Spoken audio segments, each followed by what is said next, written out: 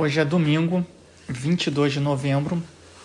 Quem fala é Dan Cava, responsável pela área de gestão da TAG Investimentos, e esse é mais um podcast semanal.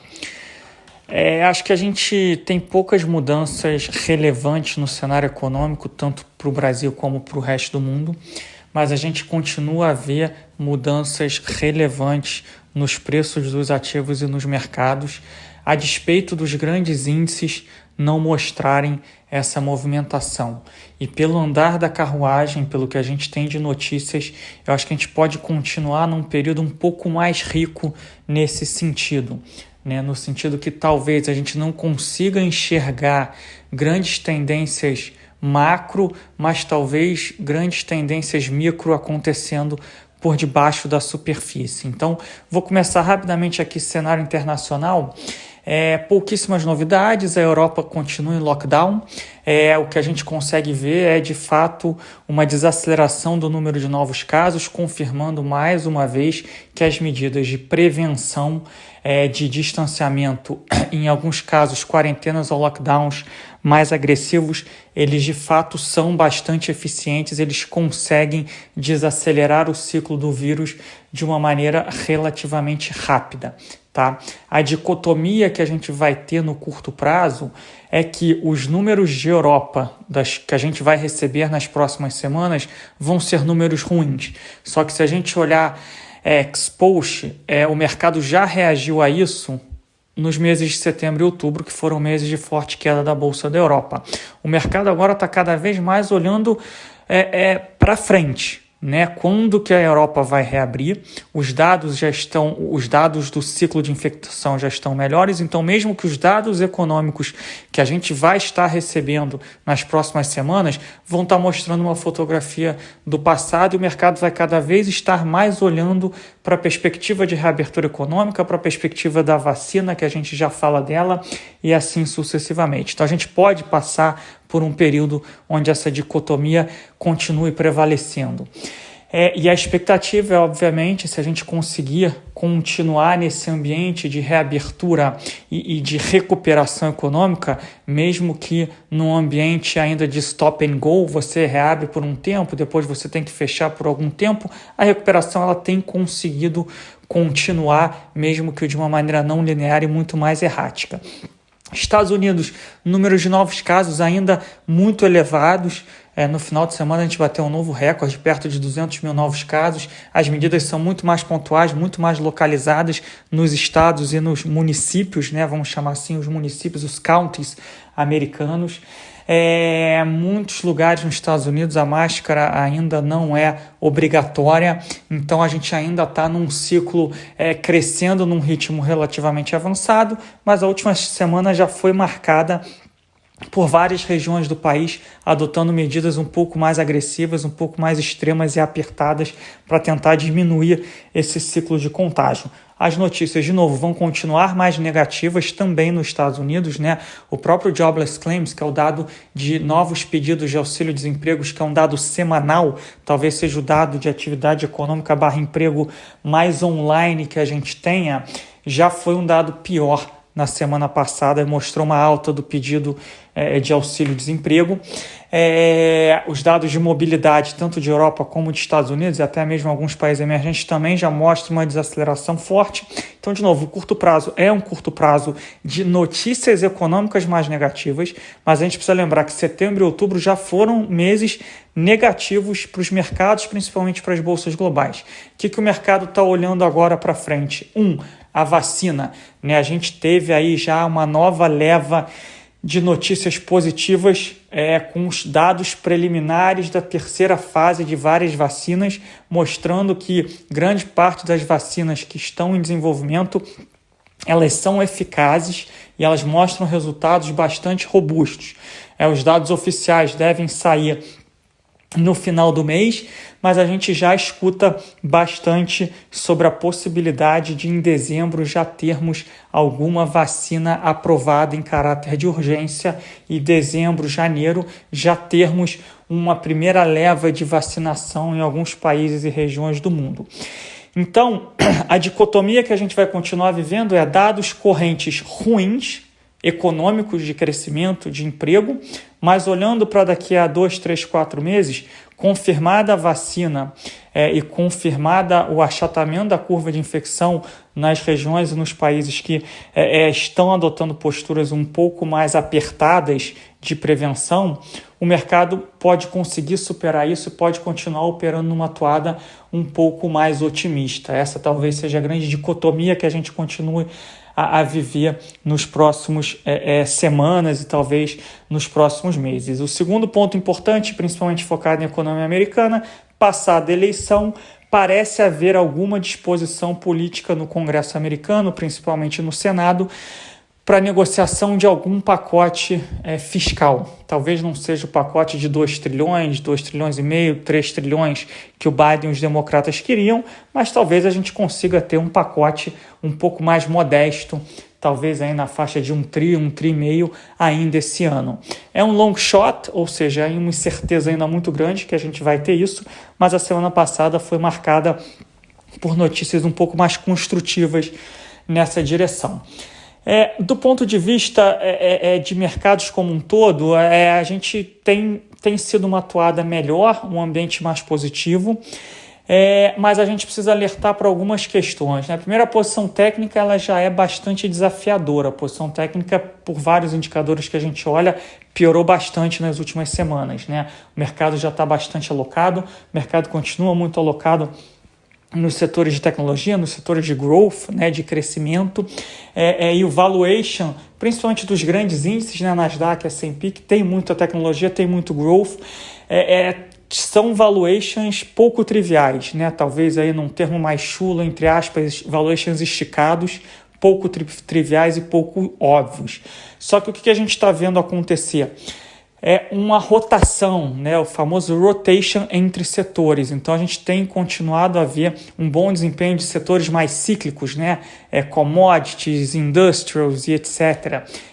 Mercados emergentes, empresas consideradas de valor, né, onde os valuations não estão assim tão esticados, são valuations considerados mais baratos. Essa rotação ela tem continuado. Então, a despeito dos grandes índices, né, quando a gente vai para os Estados Unidos, a gente olha ali Nasdaq, S&P, tem tido dificuldade de romper os picos históricos. Quando a gente olha para esses outros setores, né, cíclicos, valor, emergentes, etc., tem tido um desempenho tanto nominal como relativo muito melhor, e confirmado esse cenário de perspectiva de vacina, de perspectiva de eventual reabertura econômica, mesmo que gradual, ou volta à normalidade em algum momento do primeiro semestre de 2021, ainda vemos bastante espaço para essa rotação e para esses movimentos continuarem, tá? E fazendo o link aqui para o Brasil, é exatamente o cenário inverso ao cenário americano. O nosso índice aqui, o Ibovespa, ele é muito carregado em cíclicos, né, principalmente commodities e principalmente bancos, e tem sido um índice que tem sido favorecido ao longo dessas últimas semanas. Então, o que a gente viu aí nesses primeiros 20 e poucos dias de novembro foi uma entrada de quase 26 bilhões de reais dos estrangeiros na Bolsa do Brasil, uma performance excepcional dos setores ligados a commodities e dos bancos, que são exatamente esses setores cíclicos e considerados de valor que têm sido favorecidos ao redor do mundo.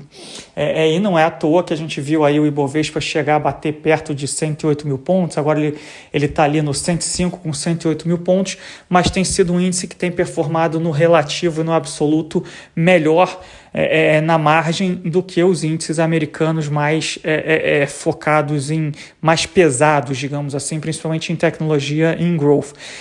Esse movimento deve continuar, não é que a gente não acredite na tese de growth e de tech, a gente acredita muito nessa tese secular, a gente acha que é uma tese secular que vai continuar acontecendo, que as empresas de tecnologia vão continuar sendo as grandes, entre aspas, dominadoras aí do cenário mundial, mas os valuations dessas empresas anteciparam muito crescimento ao longo dessa pandemia. Então, aí em 7, 8 meses, essas empresas conseguiram um crescimento que elas talvez teriam, em alguns casos, em 2, 3, 4, 5 anos, e obviamente que isso foi para o preço, e agora a gente pode ter um cenário um pouco mais desafiador para as ações dessas empresas continuarem performando como elas performaram nos últimos 10, 15 anos.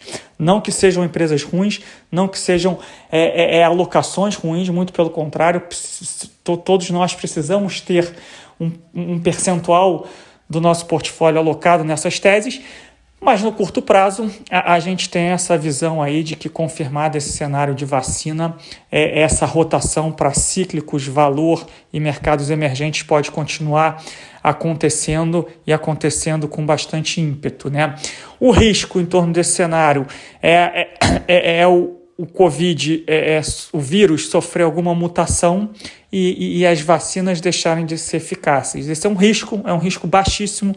Hoje a probabilidade é baixa, apesar da gente ler bastante aí de ter cepas diferentes do vírus ao redor do mundo, ainda não há nenhuma notícia de que o vírus sofreu mutação e de que a gente, de fato, vai ter uma dificuldade maior de vacinar a população, de ter um cenário de alguma normalidade ao longo dos próximos meses, tá? Brasil está à mercê desse cenário global, desses fluxos, e tem sido um ambiente de curto prazo um pouco mais construtivo, um pouco mais positivo para mercados emergentes e para o Brasil. Isso não quer dizer que os nossos desafios diminuíram, muito pelo contrário, a cada dia que passa e a gente continua num ambiente de inércia de políticas econômicas e de reformas, pior fica a situação econômica do Brasil. O mercado tem dado o benefício da dúvida, principalmente devido a esses fluxos e esse cenário, mas esse benefício da dúvida tem prazo de validade. As eleições municipais se encerram na semana que vem, o segundo turno, e o Congresso, junto com o Executivo, vão precisar atuar para que a gente volte a uma agenda de reformas.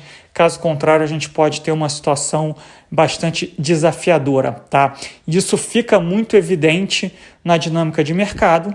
A despeito da nossa bolsa, do Ibovespa, está ali entre 105 e 108 mil pontos, que é um patamar bem acima dos 90 com 100, né? 93 com 100 mil pontos que a gente ficou alguns meses.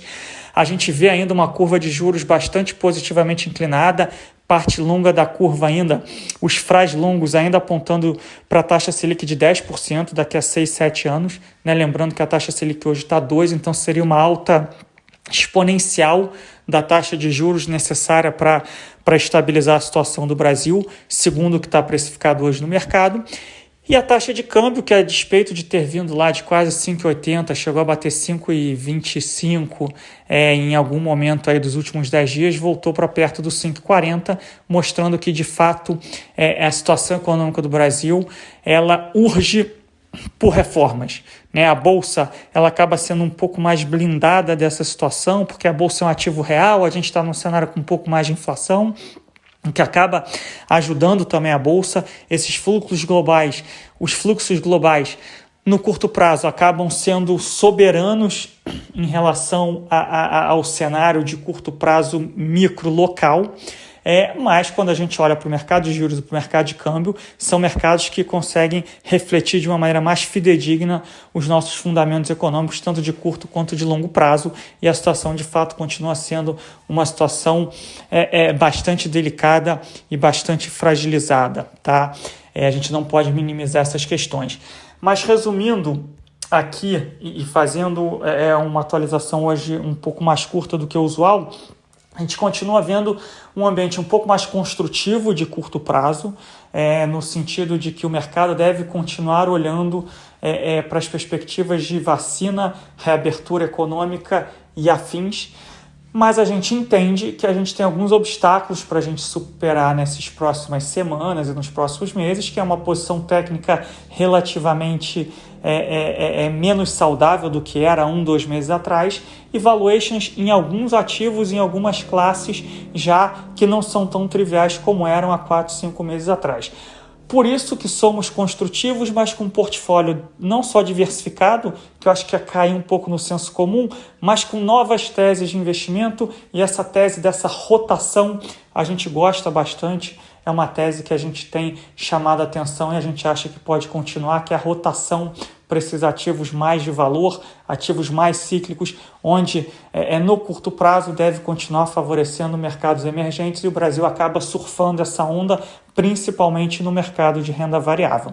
Mercado de câmbio e juros, a gente vai precisar de uma sinalização ou até mais do que isso, de uma ação concreta por parte dos nossos governantes para a gente conseguir ver uma descompressão, principalmente da parte longa da curva de juros e principalmente da taxa de câmbio, que a gente não tem conseguido surfar com tanto ímpeto esse dólar fraco no mundo que outras moedas têm conseguido surfar um pouco melhor que a gente. Agradeço mais uma vez pela audiência, desejo uma boa semana a todos e um grande abraço.